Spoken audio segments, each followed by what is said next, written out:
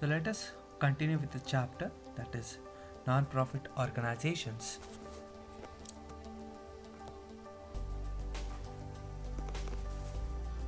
So as we have discussed in the previous class,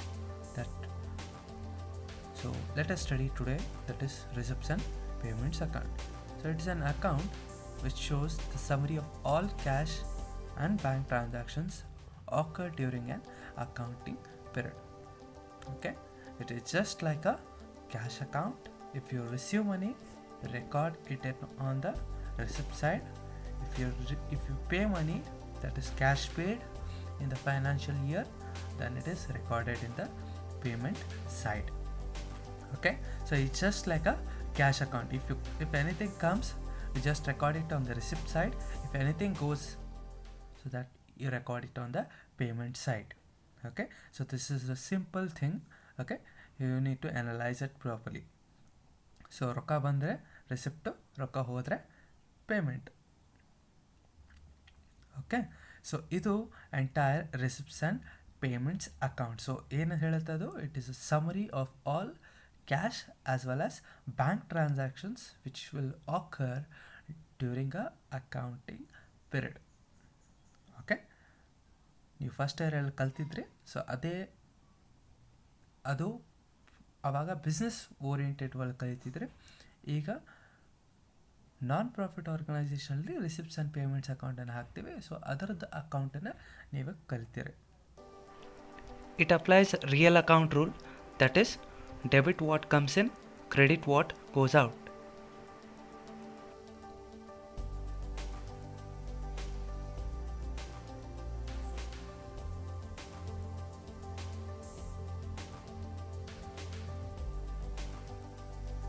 okay, ಹಾಗಿದ್ರೆ so receipts and payments ಅಕೌಂಟದ್ದು format ನೋಡ್ಕೊಂಬರೋಣ.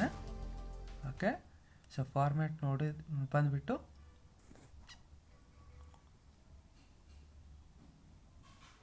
So ಫಾರ್ಮ್ಯಾಟಲ್ಲಿ ಏನಿದೆ, so receipts and payments ಅಂತ ಇಲ್ಲಿ particulars ಅಂತ ಮೆನ್ಷನ್ ಮಾಡಿದಾರವರು. Debit side, credit side. So debit side receipt, credit side payment. So first balance brought on ಇದೆ. So balance brought on opening ಇದೆ. Okay, balance brought on opening ಇದೆ.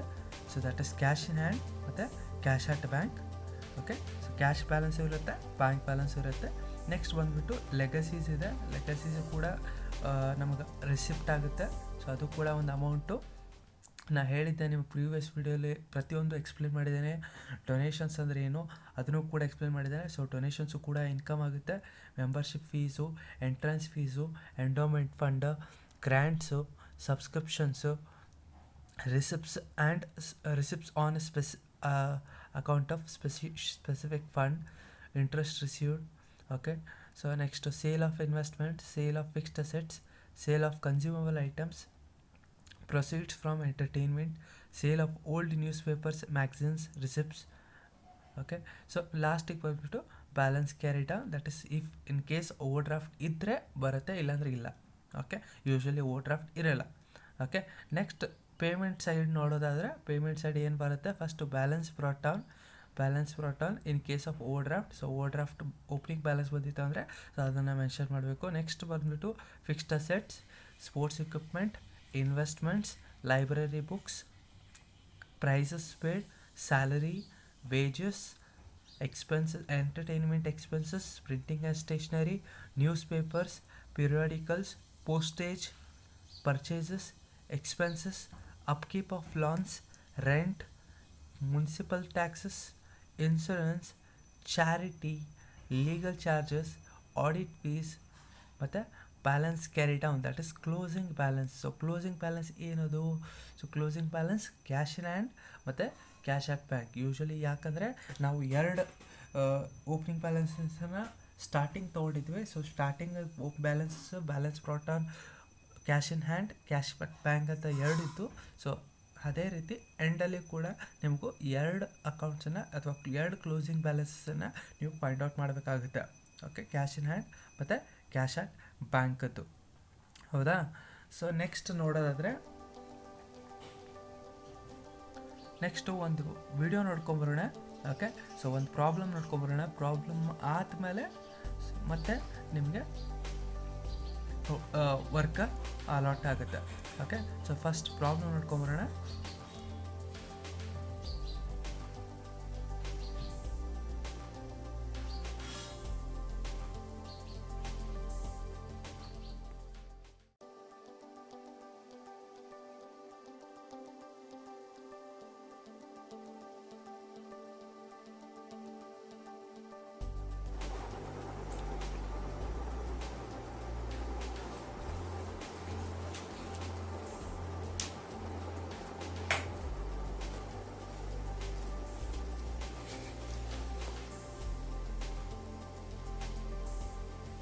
Okay, so ಇಲ್ಲೊಂದು problem ಇದೆ, ಆ problem ನೋಡ್ಕೊಂಬರೋಣ.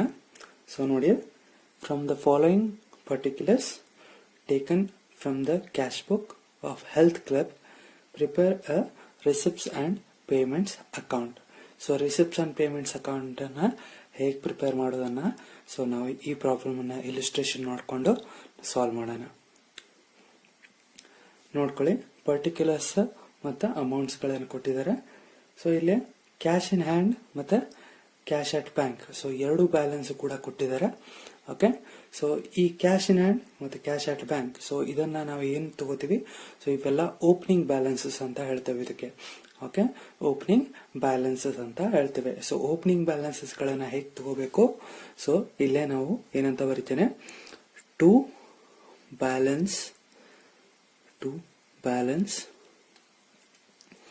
Brought down, to balance brought down ಅಂತ ಬರೋದು. So ಅದ್ರ ತಳಗಡೆ ಓಕೆ, ಸೊ ಎರಡು ಬ್ಯಾಲೆನ್ಸ್ ಇದಾವೆ. ಸೊ ಎರಡನ್ನೂ ಕೂಡ ನಾವು ತೋರಿಸ್ಬೇಕಾಗತ್ತೆ. ಕ್ಯಾಶ್ ಬ್ಯಾಲೆನ್ಸ್ ಎಷ್ಟಿದೆ, cash in hand, so cash balance ಎಷ್ಟಿದೆ, 5000 ರೂಪೀಸ್ ಇದೆ, ಹೌದಾ. So cash balance 5000. ನೆಕ್ಸ್ಟ್ ಇನ್ನೊಂದು ಯಾವ್ದು ಬ್ಯಾಲೆನ್ಸ್ ಇದೆ, cash at bank. So bank balance ಎಷ್ಟಿದೆ, ಬ್ಯಾಂಕ್ ಬ್ಯಾಲೆನ್ಸ್ ಕೂಡ 25,000 ಇದೆ. ಸೊ 25,000. ಸೊ ಟೋಟಲ್ ಎಷ್ಟಿದೆ, ದಟ್ ಇಸ್ 30,000. ಅರ್ಥ ಆಯ್ತಾ ಎಲ್ಲರಿಗೂ? ಓಕೆ, ಸೊ ನೆಕ್ಸ್ಟ್ ಹೋಗೋದಾದ್ರೆ ಸಬ್ಸ್ಕ್ರಿಪ್ಷನ್ಸ್ ಅಂತ ಇದೆ. ಸೊ ಸಬ್ಸ್ಕ್ರಿಪ್ಷನ್ಸ್ ಏನಿದು, ಸಬ್ಸ್ಕ್ರಿಪ್ಷನ್ಸ್ ಅಂದ್ರೆ ಸೊ ನಾ ಹೇಳಿದಾಗೆ ಪ್ರೀವಿಯಸ್ ವಿಡಿಯೋ ಅಲ್ಲಿ ನಾ ಹೇಳಿದ್ದೇನೆ, ದಟ್ ಇಸ್ ಸಬ್ಸ್ಕ್ರಿಪ್ಷನ್ ಅಂದ್ರೆ ಮೆಂಬರ್ಸ್ಗಳು ಸಬ್ಸ್ಕ್ರೈಬ್ ಆಗಿರ್ತಾರೆ ನಾನ್ ಪ್ರಾಫಿಟ್ ಆರ್ಗನೈಸೇಷನ್ ಅಲ್ಲಿ. ಓಕೆ, ಸೊ ಅದಕ್ಕೆ ಸಬ್ಸ್ಕ್ರಿಪ್ಷನ್ಸ್ ಅಂತ ಹೇಳ್ತೇವೆ.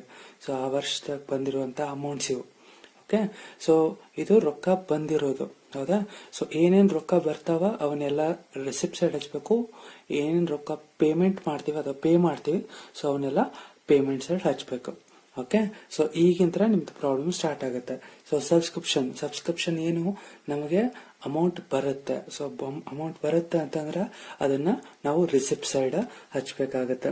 ಸೊ ಇಲ್ಲೇ ರಿಸಿಪ್ಟ್ ಸೈಡ್ ಟು ಸಬ್ಸ್ಕ್ರಿಪ್ಷನ್ಸ್ ಅಂತ ನಾನು ಹಚ್ತೇನೆ, ಟು ಸಬ್ಸ್ಕ್ರಿಪ್ಷನ್ಸ್. ಓಕೆ, ಎಷ್ಟು ಅಮೌಂಟ್ ಇದೆ ಸಬ್ಸ್ಕ್ರಿಪ್ಷನ್, ಅದು 1,65,000.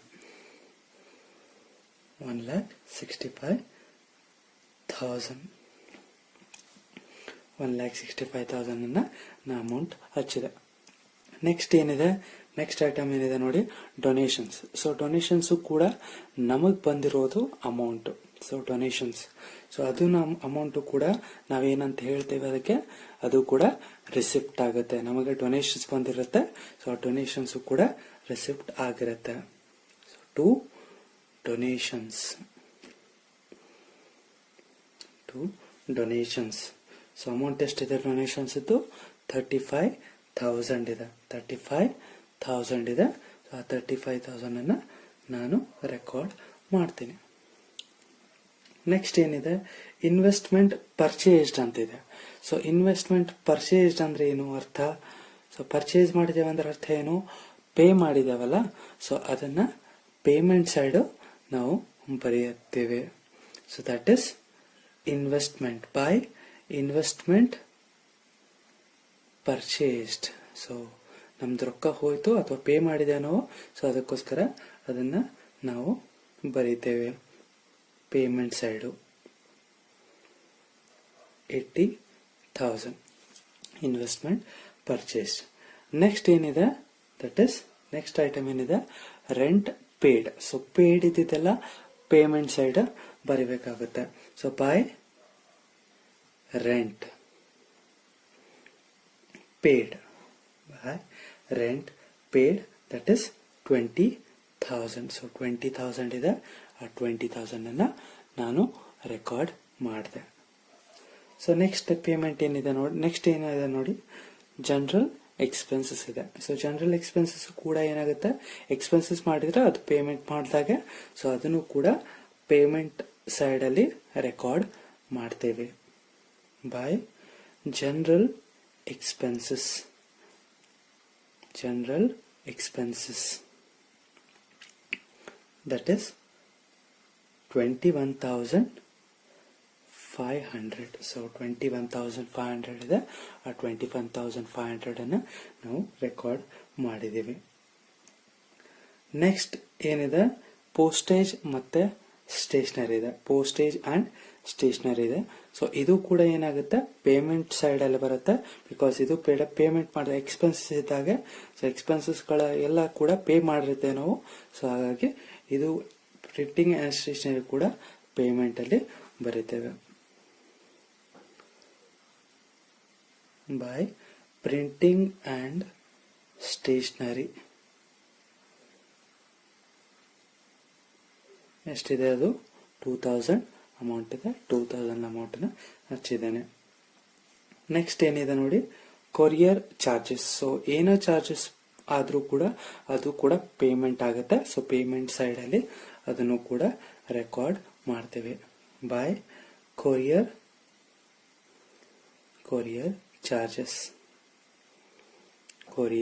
ಚಾರ್ಜಸ್, ಸೊ ಅದನ್ನು ಕೂಡ ನಾವು ರೆಕಾರ್ಡ್ ಮಾಡ್ತೇವೆ. ಅಮೌಂಟ್ ಎಷ್ಟಿದೆ, 1,000 ರೂಪೀಸ್ ಇದೆ, 1,000 ರೂಪೀಸ್ ಅನ್ನ ರೆಕಾರ್ಡ್ ಮಾಡಿದೆ. ನೆಕ್ಸ್ಟ್ ಐಟಮ್ ಏನಿದೆ ನೋಡಿ, sundry expenses. So sundry expenses ಅದು ಕೂಡ ಏನಾಗುತ್ತೆ, ಎಕ್ಸ್ಪೆನ್ಸಸ್ ಆಗುತ್ತೆ. ಸೊ ಎಕ್ಸ್ಪೆನ್ಸಸ್ ಅಂದ್ರೆ ಪೇ ಮಾಡಿರ್ತೀವಿ. ಸೊ ಹಂಗಾಗಿ ಬೈ ಸನ್ಡ್ರಿ ಎಕ್ಸ್ಪೆನ್ಸಸ್, ಎಷ್ಟಿದೆ ಅಮೌಂಟು, 2,500. ಸೊ ಅದನ್ನು ಕೂಡ ನಾನು ಮೆನ್ಷನ್ ಮಾಡಿದೆ. ಹೌದಾ. ಸೊ ನೆಕ್ಸ್ಟ್ ಐಟಮ್ ಏನಿದೆ ನೋಡಿ, ಕ್ಲೋಸಿಂಗ್ ಕ್ಯಾಶ್ ಇನ್ ಹ್ಯಾಂಡ್ ಅಂತ ಕೊಟ್ಟಿದ್ದಾರೆ. ಕ್ಲೋಸಿಂಗ್ ಕ್ಯಾಶ್ ಇನ್ ಹ್ಯಾಂಡ್ ಅಂದ್ರೆ ನಾ ಹೇಳಿದಾಗೆ ಇಲ್ಲಿ opening cash in hand. So opening cash in hand ಕೊಟ್ಟಿದ್ರಲ್ಲ, cash in hand opening balance. So ಇದೇನು ಬ್ಯಾಲೆನ್ಸ್ ಬ್ರಾಟ್ ಡೌನ್ ಅಂತ ಬರ್ದಿದ್ವಿ, ಕ್ಯಾಶ್ ಬ್ಯಾಲೆನ್ಸ್ ಅಂತ 5,000 ಬರ್ದಿದ್ವಿ. ಸೊ ಇದು ಓಪನಿಂಗ್ ಬ್ಯಾಲೆನ್ಸ್ ಇತ್ತು. ಹೌದಾ. ಸೊ ನಮಗೆ ಇಲ್ಲಿ ಏನ್ ಕೊಟ್ಟಿದ್ದಾರೆ, ಲಾಸ್ಟ್ ಎಂಡಿಗೆ closing cash in the hand ಅಂತ ಕೊಟ್ಟಿದ್ದಾರೆ. Closing cash in the hand. So closing cash in the hand ಅಂತಂದ್ರೆ ಇಲ್ಲೇ ಓಪನಿಂಗ್ ಕ್ಯಾಶ್ಗೆ ನಾವೇನಂತ ಬರ್ದಿದ್ವಿ, ಬ್ಯಾಲೆನ್ಸ್ ಬ್ರಾಟ್ ಡೌನ್ ಅಂತ ಬರ್ದಿದ್ವಿ. ಈಗ ಕ್ಲೋಸಿಂಗ್ ಗೆ ನಾವೇನಂತ ಬರಿತೀವಿ, by balance carried down, C/D carried down ಅಂತ ಬರೆದು ಇಲ್ಲೇ ಬೈಫರ್ಕೇಟ್ ಮಾಡ್ತೇವೆ. That is cash balance. Okay. ಮತ್ತೆ ಇನ್ನೊಂದು ಯಾವ್ದಿತ್ತು, ನಮ್ದು ಬ್ಯಾಂಕ್ ಬ್ಯಾಲೆನ್ಸ್ ಇತ್ತು. ಹೌದಾ. ಕ್ಯಾಶ್ ಬ್ಯಾಲೆನ್ಸ್ ಮತ್ತೆ ಬ್ಯಾಂಕ್ ಬ್ಯಾಲೆನ್ಸ್. ಸೊ ಇಲ್ಲಿ ಏನ್ ಕೊಟ್ಟಿದ್ದಾರೆ, ಬರೇ ಕ್ಲೋಸಿಂಗ್ ಕ್ಯಾಶ್ ಇನ್ ಹ್ಯಾಂಡ್ ಅಂತ ಕೊಟ್ಟಿದ್ದಾರೆ. ಸೊ ಅಂದ್ರೆ ಕ್ಲೋಸಿಂಗ್ ಕ್ಯಾಶ್ ಬ್ಯಾಲೆನ್ಸ್ ಕೊಟ್ಟಿದ್ದಾರೆ. ಸೊ ಕ್ಯಾಶ್ ಬ್ಯಾಲೆನ್ಸ್ ಅನ್ನ ಆಸ್ ಇಟ್ ಇಸ್ ನಾನು ರೆಕಾರ್ಡ್ ಮಾಡ್ತೇನೆ.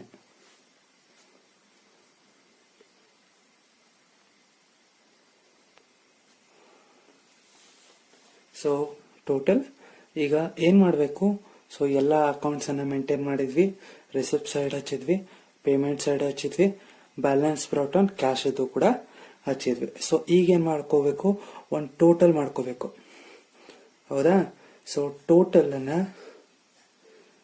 ಮಾಡಿಕೊಂಡು, ಓಕೆ, ಸೊ ಟೋಟಲ್ ಎಷ್ಟು ಬರುತ್ತೆ ಅನ್ನೋದನ್ನ ಕ್ಯಾಲ್ಕುಲೇಟ್ ಮಾಡ್ಕೋಬೇಕು. ಸೊ ಈ ಸೈಡ್ ಇಂದ ಬರ್ರಿ, that is receipts. So receipt side ಅನ್ನ ಟೋಟಲ್ ಮಾಡ್ಕೊಳ್ಳಿ, ಎಷ್ಟು ಬರುತ್ತಾ ನೋಡಿ.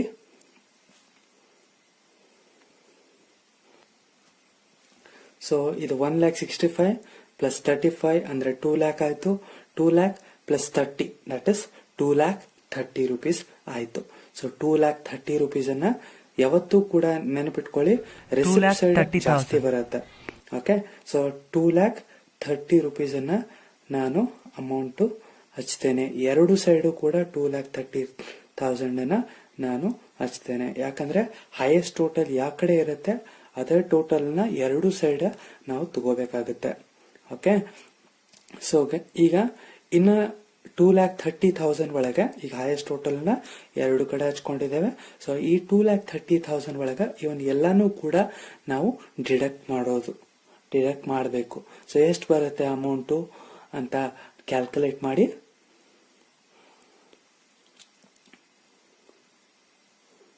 ಸೊ ಎಷ್ಟು ಬರುತ್ತೆ? 1,03,000 rupees ಡಿಫ್ರೆನ್ಸ್ ಬರುತ್ತೆ.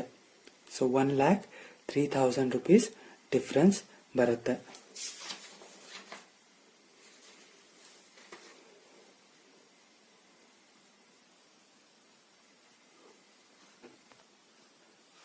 $1,03,000 ಡಿಫ್ರೆನ್ಸ್ ಬರುತ್ತೆ ಅಂತ ಹೇಳಿದೆ.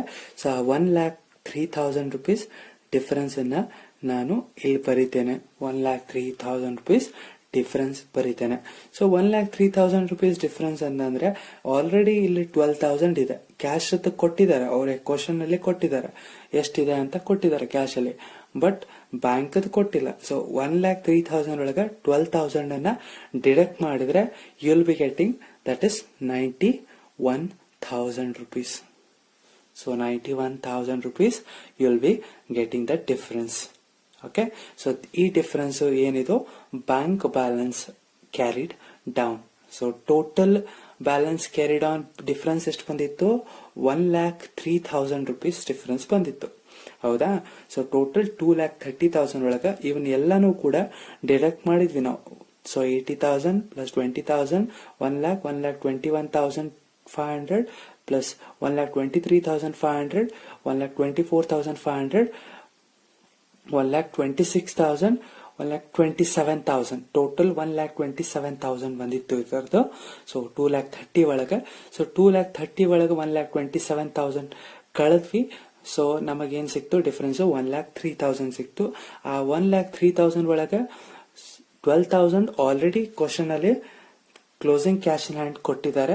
ಸೊ ಅದನ್ನ ವ್ಯಾಲ್ಯೂ ನಾವು ಇನ್ನರ್ ಕಾಲಮ್ ನಲ್ಲಿ ಹಚ್ಚಿದ್ವಿ. ಹಾಗಿದ್ರೆ ನಾವು ಏನ್ ಬ್ಯಾಲೆನ್ಸ್ ಕಂಡು ಹಿಡಿಬೇಕಾಗಿತ್ತು? Bank balance, closing bank balance ಅನ್ನ ಅವರು ಕಂಡು ಹಿಡಿ ಅಂತ ಹೇಳಿದ್ರು. ಸೊ ಅಂದ್ರೆ ಈ ಪ್ರಾಬ್ಲಮ್ ಅಲ್ಲಿ ಕ್ಲೋಸಿಂಗ್ ಬ್ಯಾಂಕ್ ಬ್ಯಾಲೆನ್ಸ್ ಅನ್ನ ಕಂಡು ಹಿಡಿಬೇಕಾಗಿತ್ತು. ಸೊ ಹಾಗಾಗಿ ಕ್ಲೋಸಿಂಗ್ ಬ್ಯಾಂಕ್ ಬ್ಯಾಲೆನ್ಸ್ ಅನ್ನ ನಾವು ಕಂಡು ಹಿಡಿದ್ವಿ. ಎಷ್ಟು ಬಂತು? ಟೋಟಲ್ 1,03,000 ಒಳಗೆ 12,000 ಹೋದ್ರೆ ಇನ್ನೆಷ್ಟು ಉಳಿತು? 91,000 rupees ಉಳಿತು.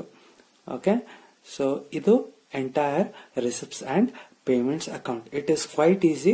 ಓಕೆ, ಬಹಳ ಈಸಿ ಇದೆ ಇದು. ಏನಿಲ್ಲ, ನೀವು ಏನ್ ರೊಕ್ಕ ಬರ್ತವೆ ಅವನ್ನೆಲ್ಲ ರಿಸಿಪ್ಟ್ ಸೈಡ್ ಹಚ್ಚ್ರಿ, ಏನ್ ರೊಕ್ಕ ಹೋಗ್ತವೆ ಅವನ್ನೆಲ್ಲ ಪೇಮೆಂಟ್ ಸೈಡ್ ಹಚ್ಚ್ರಿ. ಓಕೆ, ಸೊ ಪ್ರತಿಯೊಂದು ಲೆಕ್ಕನೂ ಕೂಡ ಇದೇ ಪಾಯಿಂಟ್ ಆಫ್ ವ್ಯೂ ನ ನೀವು ಮಾಡಬೇಕು. ಓಕೆ, ಸೊ ರಿಸಿಪ್ಟ್ಸ್ ಮತ್ತೆ ಪೇಮೆಂಟ್ಸ್ ಅಕೌಂಟ್. ಸೊ ಇದು ಒಂದು ಇಲ್ಲುಸ್ಟ್ರೇಷನ್ ಪ್ರಾಬ್ಲಮ್ ಆಯ್ತು. I hope you people understand it. Okay, problem understand ಆಗಿದೆ ಅಂತ ಅನ್ಕೋತೀನಿ. ಓಕೆ, ಸೊ ಹಾಗಾದರೆ ಇವತ್ತಿನ ಹೋಮ್ವರ್ಕ್ ತಗೊಳ್ಳಿ. ಸೊ ಈ ಪ್ರಾಬ್ಲಮನ್ನು ನೀವು ಸಾಲ್ವ್ ಮಾಡಿ ಓಕೆ ನನಗೆ ಆನ್ಸರನ್ನು ಕಳಿಸ್ತಕ್ಕದ್ದು. ಓಕೆ, ಸೊ ಪ್ರಾಬ್ಲಮನ್ನು ನೋಟ್ ಆನ್ ಮಾಡ್ಕೊಳ್ಳಿ. ಪ್ರಾಬ್ಲಮ್ ನೋಟ್ ಆನ್ ಮಾಡಿಕೊಂಡು ನನಗೆ ಮತ್ತೆ ನಾಳಿನ ಕ್ಲಾಸಲ್ಲಿ ಇನ್ಕಮ್ ಆ್ಯಂಡ್ ಎಕ್ಸ್ಪೆಂಡಿಚರ್ ಬಗ್ಗೆ ಕಲಿಯೋಣ. Okay, thank you. Subscribe to the channel. If you like my video, please click on the like button.